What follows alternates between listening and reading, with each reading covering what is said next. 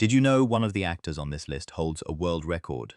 Nearly 70 years playing the same character, longer than anyone else in the history of soap opera, in any language, on any medium. You won't hear her name until the very end. Today we're remembering 13 British actors we lost in 2026. Not 15, not 20, just the ones we could actually confirm properly, one by one. This is who died in 2026 and what they left behind. Gregory Deolln died on New Year's Day, aged 82. Most people who watched British TV in the 70s and 80s met him without ever learning his name, as Detective Sergeant Mike Brewer in Dixon of Dock Green, or as the softly voiced robot D-84 in the Doctor Who serial The Robots of Death. He later became a voice coach after a bad fall ended his stage career, training actors at RADA and Lambda for decades. Here's what's easy to miss about actors like Deolln: the voice usually outlasts the face. People remember D-84's calm, unsettling tone long after they've forgotten what the actor behind it looked like. Trevor Tusan died on the 11th January at 65, best known to millions as a long-running face on Hollyoaks.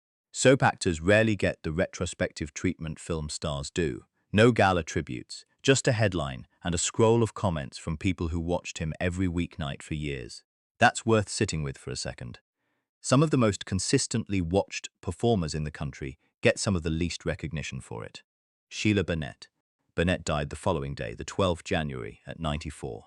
She spent the 60s and 70s as a fixture of The Good Old Days, the BBC's Victorian and Edwardian-style variety show, and sang on the Black and White Minstrel Show in the late 60s.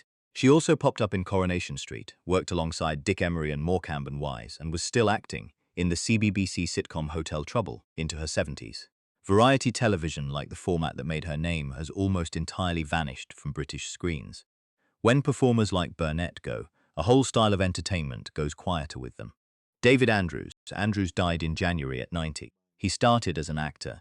You'll find him in Z-Cars and The Avengers, but by his mid-30s he'd crossed over to directing, eventually helming more than 100 episodes of Hollyoaks and dozens of Take the High Road and EastEnders. What's interesting here isn't the switch itself, it's how rarely we tell that story. We remember faces on screen and forget the people who decided what the camera was pointed at. Annabelle Scoffield. Scoffield died on the 28th February, aged 62, after a long battle with cancer. Welsh-born, she went from the London fashion scene of the 1980s, magazine covers, Yves Saint Laurent campaigns, into a recurring role as Laurel Ellis on the American primetime soap Dallas, opposite Larry Hagman. She later moved behind the camera, producing films including The Brothers Grimm.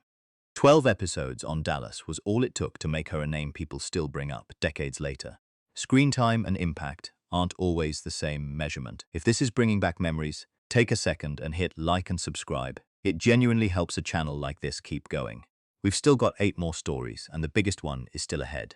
Jane Lapert. Lapert died on the 5th March at 81.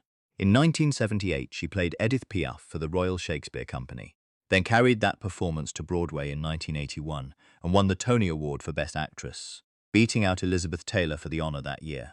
British audiences may better remember her as Marie Curie in the acclaimed 1977 BAFTA-winning series, or from 2 episodes of The Crown. Here's the honest contrast. Some actors become household names by being everywhere. Lapert became one of the most respected performers of her generation by being extraordinary in a small handful of unforgettable roles. Tom Georgeson. Georgeson died on the 18th of March, aged 89.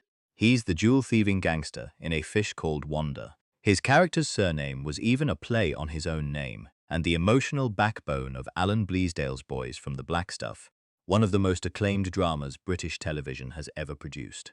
That's the character actor's paradox in one career. Instantly recognizable the moment he's on screen, and still, most people couldn't have told you his name before today. David Dacre. Dacre died on the 30th of April at 90, though the news wasn't made public until June.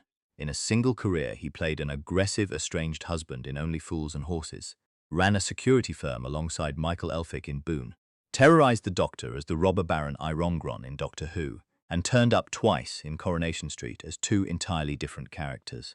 4 completely different shows, 4 completely different men, 1 actor. That's not a small feat, that's a career built on disappearing into the part every single time. Michael Pennington. Penning died on the 7th of May, aged 82. Global audiences know him, whether they realize it or not, as Moff Gideon, the nervous Imperial officer dressed down by Darth Vader in Star Wars, Episode 6, Return of the Jedi. But Pennington was, first and always, a Shakespearean. In 1980, he turned down the lead opposite Meryl Streep in The French Lieutenant's Woman to play Hamlet for the Royal Shakespeare Company instead, a film that went on to earn 5 Oscar nominations without him. He co-founded the English Shakespeare Company 6 years later. Would you have made that same trade? A guaranteed international film role for one more shot at the part he called one of the prizes. Jacqueline Chan died in May, aged 91. Born in Trinidad to a Chinese Trinidadian family, she trained in ballet in England before building a 7-decade British stage and screen career, appearing opposite a young Sean Connery, playing a handmaiden in Cleopatra, and working steadily through The Saint and Riley, Ace of Spies. By her own account, she spent much of that navigating the limited roles Britain offered East Asian performers at the time, while flatly refusing parts she considered demeaning. That's worth naming directly. A career built as much on what she turned down as on what she accepted. Michael Byrne died on the 20th of June, aged 82. Harry Potter fans know him as the older Gellert Grindelwald. Action fans know him from Indiana Jones and The Last Crusade and Braveheart.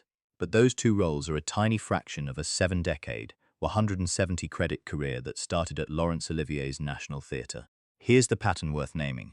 Most working actors are remembered for 2 or 3 roles out of dozens, sometimes hundreds. It's not a flaw in the memory, it's just how fame concentrates. Dame Penelope Keith died on the 29th of June at her home in Surrey, aged 86, after living with cancer. She joined the Royal Shakespeare Company in 1963, but it was 2 sitcom roles that made her a genuine national institution.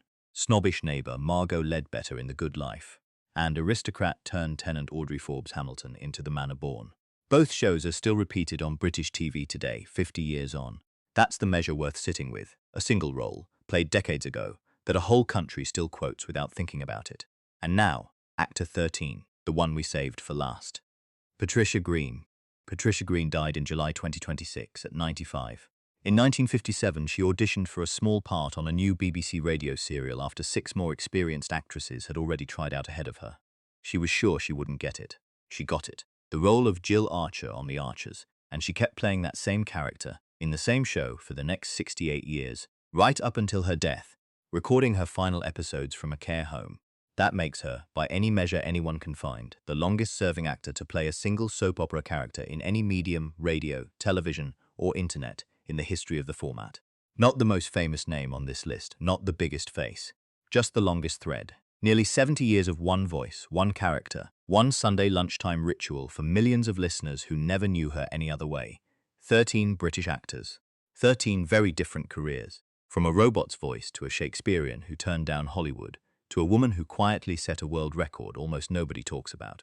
If one of these stories meant something to you, share this video with someone who'd remember them too. And tell us in the comments which career surprised you the most.